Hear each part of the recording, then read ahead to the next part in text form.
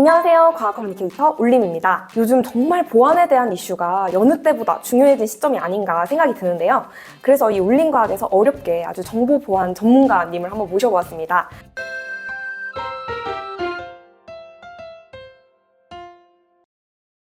안녕하세요, 이재님. 네, 안녕하세요.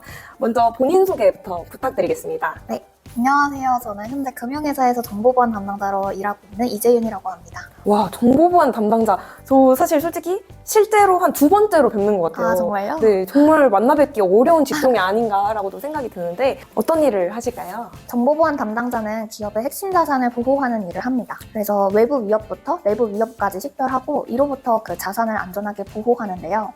외부 위협으로는 해커의 악성 행위 또는 내부자의 악의적인 행위 등이 해당될 수 있습니다. 그래서 우선 저희는 보안 정책을 수립하고요. 이 정책을 수립해서 정보보안 솔루션을 운영하고 있습니다. 예를 들면 침해 사고 대응 지침을 만들고 이것을 정보보호 솔루션에 적용하여서 침해 사고 대응 절차를 구현하고 있는 것입니다. 침해 사고 대응 절차라고 네, 하셨는데 잘 감이 안 와서요. 구체적으로 어떤 침해에 대한 절차일까요? 많이들 알고 계시는 디도스 공격도 해당이 되고요. 또는 악성 메일을 눌렀을 때 랜섬웨어에 감염되는 시나리오가 있을 수 있습니다. 그때 이제 임직원들이 클릭을 했을 때 전체가 다 같이 감염이 된다라는 시나리오를 가지고 저희가 훈련을 하기도 합니다. 뭐 이렇게 누르면 바로 스팸으로 온 맞습니다. 컴퓨터가 감염이 되는 그런 거를 막 네. 선제적으로 대응하시는 프로그램을 기획하시고 또 만드시는 역할로 이해하면 될까요? 네, 또 저희가 임직원분들한테 네. 그렇게 피싱 메일을 보냈을 때 네. 클릭을 얼마나 하는지 이런 시나리오 훈련도 하고 있습니다. 뭐 가령 네이버인데 니버 뭐 이런 식으로 맞아요. 약간 헷갈리게 만들어서 클릭 하나 안 하나를 보는 거죠. 맞습니다. 저도 그런 메일을 본 적이 있었던 것 같아서 한번 갑자기 생각이 났습니다. 네. 혹시 SK 사용자세요? 저는 아니긴 아니에요? 합니다. 제가 SK 사용자거든요. 근데 SK를 잘 사용하고 있었는데 어느 날 갑자기 유심칩을 변경해야 된다. 유심칩 대란이 그야말로 일어났어요. 막 줄도 엄청 길게 서시고. 맞습니다. 그래서 거기에 대해서 저는 전문가가 아니다 보니 이제 전문가분의 견해를 좀 듣고 싶습니다. 최근 SKT 해킹 네. 사고로 인해서 많은 고객의 정보가 유출되었습니다. 이때 유심 가입자 식별 정보도 함께 유출되었는데요.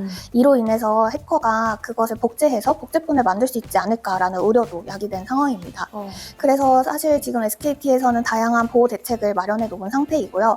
이로 인해서 복제폰이 발생할 수 있는 가능성은 낮은 상태입니다. 다만 이제 유출된 정보를 가지고 누군가가 악의적인 의도로 금융 결제를 한다든지 계좌 이체를 시도한다면 2차 금융 피해로 이어질 수 있는데요. 이런 부분으로 인해서 많은 분들이 불안감에 휩싸인 상태입니다. 또한 그렇게 울림님처럼 SKT 고객분들께서 유심 교체를 해야겠다라고 마음을 먹으셔서 유심칩 대란이 일어나기도 했는데요. 사실 이러한 사태는 기업의 정보보안 체계가 얼마나 중요한지 여실히 보여주는 사례입니다. 이러한 사고가 발생하지 않도록 기업에서는 보안 시스템을 구축하고 또 점검하는 절차가 필요합니다. 만일 이러한 사고가 발생하더라도 어떻게 대응해야 되는지 그 절차를 수립하고 운영할 필요가 있습니다. 그런 절차를 위해서라도 재윤님 같은 보안 전문가가 정말 중요해진 실정이 됐네요. 그렇죠? 네, 맞습니다. 저 유심칩 대란에서 하나 더 궁금한 게 있는데 아까 복제폰이라고 말씀을 주셨잖아요. 네. 근데 이 복제폰이라는 게 만약에 누군가가 제 유심 정보를 가지고 있으면 저한테 문자 오는 거 아니면 카톡 오는 거 제가 인터넷 서핑하는 걸 실시간으로 볼 수 있는 게 복제폰인가요? 모든 화면을 실시간으로 전송한다라는 개념보다는 울림님의 정보를 가지고 개통한 유심이 하나 더 생긴다고 이해해 주시면 됩니다. 그래서 그 복제폰이 있다면 울림님이 받게 되는 문자, 전화, 아니면 울림님께서 이용하고 계신 요금제 데이터를 같이 동시에 쓸 수 있는 폰이 하나 더 생기는 개념이죠. 너무 무서운데요? 정말 이게 빠른 대응 수립이 필요할 것 같아요. 네, 맞습니다. 근데 아까 그 복제폰이 그러면 저와 똑같은 유심을 가진 그런 휴대폰이 하나 더 만들어지는 거라고 하셨는데 지금 유심 교체 신청을 하더라도 이게 바로 유심 재고가 없어서 변경을 못하는 상황이라고 하더라고요. 실제로 저도 아직 변경을 못하기도 했고 SKT에서 일괄적으로 고객분들한테 유심 안심 보장 서비스 이런 걸 가입을 해주셨어요. 그리고 유심 재설정을 하는 것도 이제 가능하다라는 안내도 주시더라고요. 근데 이제 실제로 물리적인 유심칩을 변경하지 않아도 그럼 안심보장 서비스에 가입하거나 아니면 정보를 재설정하는 것만으로도 충분히 안전할까요? 유심 재설정이나 유심 보호 서비스에 가입하는 것 외에도 유심을 교체해주는 게 가장 안전한 방법입니다. 실제로 진짜 교체를 해야 좀 안전한 거군요. 네, 맞습니다. 그 유심 보호 서비스는 SKT에서 모든 고객을 대상으로 네. 가입을 시켜주었다고 하고요. 사실 그 서비스에 가입이 된다면 유심을 복제한 어떠한 폰이 생기더라도 음. 사용자에게 알림을 제공하기 때문에 아. 사실 잠재적인 위협을 예방할 수 있습니다. 오, 참 다행이네요. 네. 그러면 뭐 해외에 가 있거나 뭐 어디에 있더라도 일단 그런 알람은 오는 건가요? 네, 맞습니다. 아, 참 다행입니다. 하지만 제가 아까 네. 말씀드렸던 것처럼 이미 유출된 정보를 가지고 어떠한 제2차 피해가 아. 노출될 수 있는 가능성이 있기 때문에 이미 복제폰을 만들어 버렸으면 또 약간 의미가 아. 없는 거이겠네요. 그쵸, 뭐 아. 그러한 부분도 없지 않아 네. 있고요. 사실 물리적인 유심을 교체하거나 2심 지원을 하는 단말기라면 2심으로 교체를 해주시는 것도 좋은 방법입니다.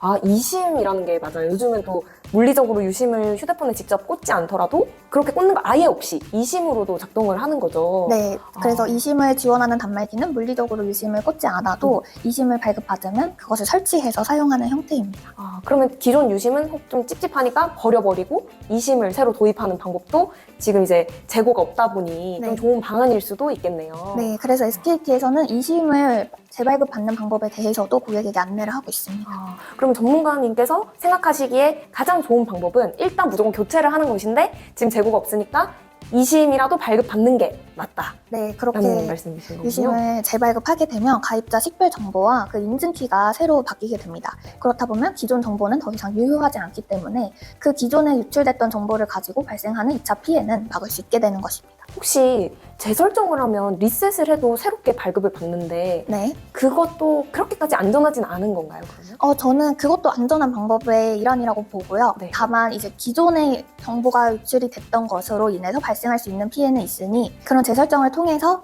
기존의 정보를 유효하지 않게 하는 거라면 안전한 방법입니다. 아, 그렇지만 아무래도 진짜 가장 확실한 건 물리적인 교체 혹은 이심의 도입이라고 정리를 해볼 수 있겠네요. 네, 맞습니다. 오, 감사합니다. 저도 꼭 그렇게 해봐야 되겠어요. 네. 유심 말고도 요새는 챗GPT 같은 생성형 AI를 정말 많이들 활용하시잖아요. 제 아시는 분은 거의 뭐 친구 내지는 상담가처럼 본인의 모든 일상적인 얘기랑 정보 같은 걸 가감없이 이제 공유를 하시더라고요.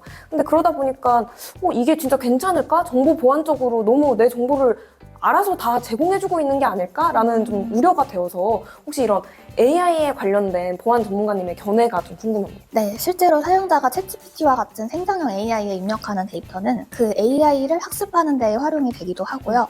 또한 그 AI 서비스를 운영하는 업체의 정책에 따라서 또 활용이 될 수 있는 부분이 있습니다. 따라서 사용자가 입력한 개인정보, 금융정보 등은 사실상 그 프롬프트를 입력했을 때 입력했던 값이 한번 노출이 될 수도 있는 여지가 있고요. 또는 그 AI 모델 자체의 오류로 인해서 그 정보가 자신이 원치 않는 곳에 공개될 우려가 있습니다.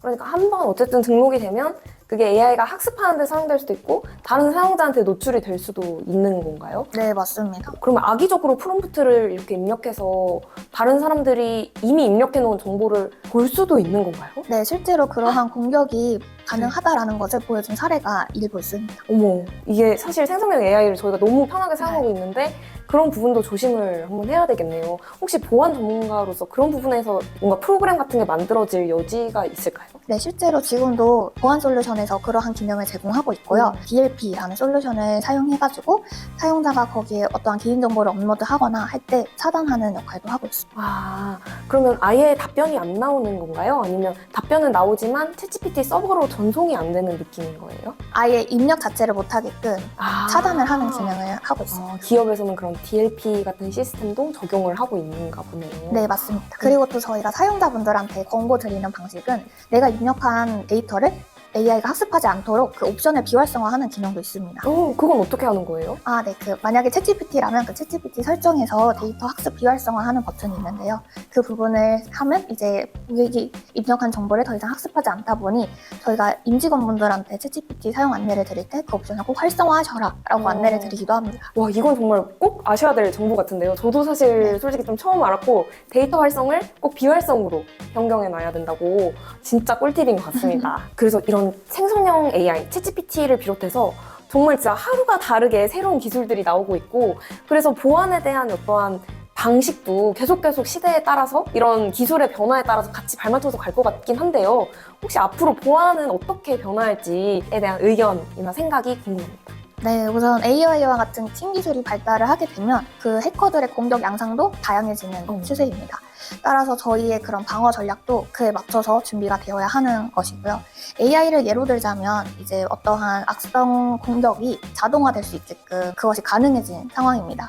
따라서 기업에서도 그러한 공격에 대응을 할 수 있어야 되는데요. AI를 활용한 보안 솔루션을 운영을 하면서 기존에 저희가 알지 못하는 패턴의 공격이 들어오더라도 그것을 대응할 수 있도록 하고 있습니다. 아무래도 계속 그렇게 대응을 하시려면 끊임없이 개발도 하셔야 되고 공부도 하셔야 될 것 같아요. 네, 정보보안 분야는 최신 기술에 대한 학습과 그런 동향 파악이 필수인 분야입니다. 계속 성장하는 느낌을 받으실 것 같은데 어떠세요? 네, 저는 그렇게 새로운 기술을 학습하는 게 또 재미있고 또 그것에 따라서 저의 전문성도 레벨업되는 기분이라고 느끼고 있습니다. 와, 이게 보안 전문가라는 직업 자체가 무척이나 매력적인 것 같고, 그리고 앞으로 이 시대가 진짜 기술이 빠르게 발전하고 AI가 이제 도입이 된 만큼, AI 시대이니만큼 보안 전문가가 더욱 많이 필요할 것 같다는 생각이 들어요. 그래서 혹시 보안 전문가가 되려면 어떤 걸 좀 준비하거나 해야 될지 보안 전문가 꿈나무들에게 이제 어떻게 하면 보안 전문가가 됩니다, 이런 걸 좀 알려주실 수 있으실까요? 제가 가장 추천하는 방법은 대학에서 정보보안과 관련된 학과를 전공하는 것입니다. 저 또한 그렇게 정보보안에 입문하게 된 케이스인데요. 이러한 정보보안 학과에서는 정보보안과 관련된 기초 학문부터 심화 응용까지 체계적으로 배울 수 있습니다. 예를 들어서 정보보호 개론, 또 암호학, 네트워크 보안, 포렌식 등 이러한 과목들을 학습할 수 있게 되는데요. 또는 꼭 정보보안과가 아니더라도 컴퓨터공학과나 소프트웨어 개발학과에 진학해서 이렇게 컴퓨터에 대한 깊은 지식을 쌓고 스스로 보안에 대한 공부를 추가적으로 하는 방법도 있습니다. 이제 컴퓨터에 대해서 일단 아는 게 우선이니까 대학교에서는 컴퓨터와 관련된 학과에 가는 걸 추천을 해주셨는 것 같아요. 그럼 혹시 자격증 같은 게 있을까요? 우선 많은 분들이 취득하시는 정보처리기사와 정보보안기사가 국가 자격증이다 보니 많이 추천드리고 있습니다. 혹시 뭐 어떤 코딩, 파이썬 이런 걸 해야 되나요? 네, 정보처리기사와 같은 경우에는 그런 개발 능력을 평가하기도 하고요. 정보보안기사에서는 그러한 코드를 읽고 어떤 것이 잘못됐는지 지적할 수 있는 그 정도의 능력이 필요합니다. 그러면 사실 컴퓨터 언어가 되게 다양한데 그거에 대해서 어느 정도 다 숙지를 하고 있는 것도 필요하겠네요. 네, 그래서 저는 C나 파이썬은 최소한 해야 되는 언어라고 생각하고 있습니다. 최소한 네. C나 파이썬은 꼭 해야 된다? 네. 네, 그러면 졸업 후에는 또 어떤 직업군을 갈 수 있을지, 어떤 진로로 나아갈 수 있을지 좀 궁금한데요. 네. 정보보호를 전공하면 다양한 기관에 취업을 할 수 있습니다. 그래서 IT 기업, 공공기관, 또는 군, 아니면 저와 같은 금융기관에도 취업을 할 수 있습니다. 또는 그 보안 제품을 개발하는 회사도 있습니다. 그런 곳에서 직접 개발을 하면서 보안 솔루션을 개발해 볼 수도 있고요. 아니면 보안 컨설팅 회사에 가서 기업의 보안에 대해서 컨설팅을 해주는 컨설턴트로도 활약을 할 수 있습니다. 혹시 그 여러 가지 분야를 설명해 주셨는데 실례가 안 된다면 대표적인 회사명 혹은 업체명을 언급을 해주시는 게 가능할까요? 많은 분들이 익숙하신 네. 안랩도 안랩 알고 네. 있어요. 네. 취업할 수 있는 곳이고요. 그 안에서도 정보보안 컨설팅, 취약점 분석, 모의 해킹과 같은 다양한 직무가 포함되어 있습니다. 너무 진짜 흥미로운 직업군인 것 같아요. 네. 사실 뭐 굳이 안랩이 아니더라도 일반 모든 기업에 사실상 정보보안 담당자는 꼭 필요한 직무인 거죠? 맞습니다. 그래서 금융회사 같은 경우에는 정보보안 담당자가 무조건 있고요. 네. 또 담당자가 한 명이 아니라 아예 팀이 구성되어 있기 때문에 자신이 원하는 곳에서 취업을 할 수 있는 좋은 분야라고 생각합니다. 어떠한 산업 분야, 즉 금융이나 아니면 공학 분야나 이런 걸 막론하고 어떠한 회사라도 꼭 보안 전문가는 필요하니까 진출할 수 있는 길이 어찌 보면 정말 무궁무진하다라고도 얘기를 할 수가 있을 것 같네요. 네, 특히 또 많은 기업에서 정보보안의 중요성을 실감하고 있는 추세라서요. 네.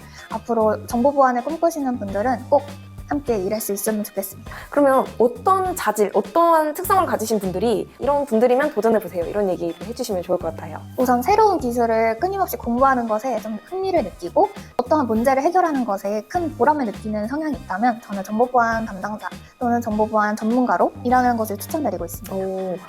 재윤님도 그런 성향을 가지고 계셨기 때문에 이렇게 도전하신 건가요? 네. 저는 어렸을 때부터 뭔가 풀리지 않는 문제를 끝까지 해결했을 때 그 쾌감을 좋아했던 것 같습니다.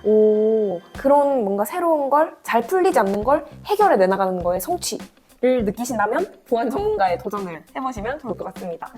네, 그러면 이제 다음으로 또 넘어가서 보안 전문가이시다 보니까 이제 일반인들이 잘 알기 어려운 이런 보안 분야 관련 꿀팁 같은 게 또 있을 것 같아서 혹시 그런 게 있으면 공유 부탁드릴 수 있을까요? 네, 최근에는 그 QR코드를 이용한 피싱 공격이 증가하고 있는 추세입니다. 그래서 식당 메뉴판이나 아니면 길거리에 있는 그러한 홍보물을 가지고 사용자를 유인하게 되고요. 사용자가 그 QR코드를 스캔하면 악성 링크로 연결되는 그런 공격입니다. 그래서 뭔가 출처가 불분명한 QR코드나 QR코드를 스캔했을 때 이상한 사이트로 연결되는 것 같다라고 하면 즉시 연결을 중단해 주시는 것이 좋습니다. 만약에 모르고 이미 들어가 버렸으면 어떡해요? 일단 그렇게 되면 대부분은 또 악성 앱을 다운로드 받게끔 유도합니다. 파일을 다운로드 받겠느냐라는 알림창이 떴을 때 아니오를 누르셔야 하고요. 그러한 앱을 설치해야 된다라고 유도하는 메시지가 있다면 이게 정말 필요한 앱인지 확인을 해보시고 또 앱은 공식 앱스토어에서 다운로드 해주시는 게 가장 안전한 방법입니다. 혹시 사이트 들어갔더라도 앱이라도 절대 받지 말아라. 네. 또 이런 꿀팁을 주신 것 같아요. 좀 다른 것도 좀 조심해야 될 게 있을까요? 그 사이트에 접속했을 때 혹시 금융정보나 개인정보 입력을 요구하는 경우에는 그것도 입력을 하지 않으셔야 합니다. 그래서 꼭 이게 필요한 사이트이고 꼭 이게 필요한 정보인지를 의심해보는 습관을 가지시기를 추천드립니다. 일단 정말 사소하게라도 이름 이런 것도 입력을 안 하는 게 좋은 거죠. 네, 맞습니다. 그러면 지금까지 이제 보안 전문가님의 약간 꿀팁으로 QR코드도 조심해라 라고 이제 한번 정리를 해볼 수 있을 것 같은데요. QR코드 외에도 일상 속에서 이런 보안은 꼭 지키는 게 좋다라는 게 있다면 또 한번 공유 부탁드리겠습니다. 어떠한 새로운 웹사이트에 가입을 하거나 어떤 앱에 신규 가입을 하실 때 개인정보를 제공하는 경우가 있습니다. 그렇죠. 그때 이제 내가 제공하고자 하는 개인정보의 그 항목을 보시고요. 그 항목 중 정말 필수적인 항목만 선택하시는 게 좋습니다. 그리고 또 그 회사에서는 제공하고 있는 개인정보 처리 방침이 있는데요. 그 부분도 꼼꼼히 읽어보시는 습관을 들이시면 내 정보가 좀 과도하게 제공되고 있는 것 같다라는 그러한 체크도 한번 하실 수 있습니다. 진짜 저도 뭔가 공감이 가는 게 선택, 필수 이렇게 체크 표시를 하게 돼 있잖아요. 근데 모두 합니다 라는 아주 손쉬운 원클릭 버튼이 있으니까 그거 그냥 체크하고 넘겨버리는 경우가 많은데 선택은 꼭 되도록이면 체크 안 하고 필수만 하는 방향으로 좀 해봐야 되겠네요. 네, 맞습니다. 그리고 특히 뭔가 요즘 들어서 AI가 너무 활성화되다 보니까 이런 신기술에 대해서 저희가 뭔가 좀 더 필요한 부분이 있을까요? 네. 우선 AI가 도입된 지 얼마 되지 않았기 때문에 AI로 이루어지는 어떤 해킹 공격이나 아니면 AI로 이루어지는 범죄에 대해서 그 책임 소재를 좀 명확하게 하기 어렵다라는 한계가 있습니다. 따라서 이러한 AI와 관련된 문제를 앞으로 어떻게 해결할 것인지 그런 제도적인 논의가 필요한 상황입니다. 정말 말씀 주신 대로 AI라는 게 기존에 아예 없었던 거니까 AI로 수반되는 많은 문제들도 다 처음 겪는 일들일 거고 그러다 보니까 제도를 마련하는 것과 사회적인 인식을 좀 여러분들이 많이 고취시키는 게 되게 필요할 것 같아요. 이 영상을 보시는 분들 중에 법안을 새로 마련하신다든지 하는 분들이 있다면 또 많은 도움이 될 것 같다고 느껴지네요. 네, 그래서 그런 법적인 또 제도적인 수립에 대해서 많은 논의가 이루어져야 된다고 생각합니다. 진짜 좋은 말이고 꼭 필요한 이야기인 것 같아서 감사합니다. 네, 그러면 지금까지 사실 일상 속에서 어떻게 보면 좀 만나뵙기 어려운 분위기도 한 보안 전문가이시고 지금 현재의 유심칩 대란 그리고 이런 AI에서 우리가 어떻게 해야 될지에 대한 정보를 되게 명쾌하게 주셨다고 생각이 드는데요. 재훈님을 보내드리기 전에 마지막으로 이렇게 울림과학 시청자분들께 하고 싶은 말씀이 있다면 한번 해주시면 감사하겠습니다. 네, 우리의 일상은 디지털과 밀접하게 연결이 되어 있는데요. 앞으로는 그 경계가 더 허물어질 것이라고 보고 있습니다. 따라서 여러분들께서는 그 일상에서 정보 보안을 더 이상 번거롭고 귀찮은 존재로 인식하시기보다는 나의 일상을 더 안전하게 만들어줄 수 있는 존재로 생각해 주시면 좋겠습니다. 그래서 여러분들의 정보 보안에 대한 꾸준한 관심과 실천이 사회 모두를 안전하게 만들 수 있는 길이라고 한번 말씀드리고 싶습니다. 모두가 이 영상을 보시고 정보 보안에 대한 관심을 더 많이 기울여 주시고 재훈님의 이제 후학이 될 미래 꿈나무들도 많이 정보 보안에 대해 도전을 해보시기를 한번 바라보겠습니다. 그러면 여기서 이제 너무 좋은 말씀을 많이 해주신 재훈님께 감사의 말씀과 함께 이제 보내드리는 인사의 말씀을 전하려고 합니다. 전 지금까지 울림과학을 진행한 과학 커뮤니케이터 울림 이재윤이었습니다. 감사합니다. 감사합니다.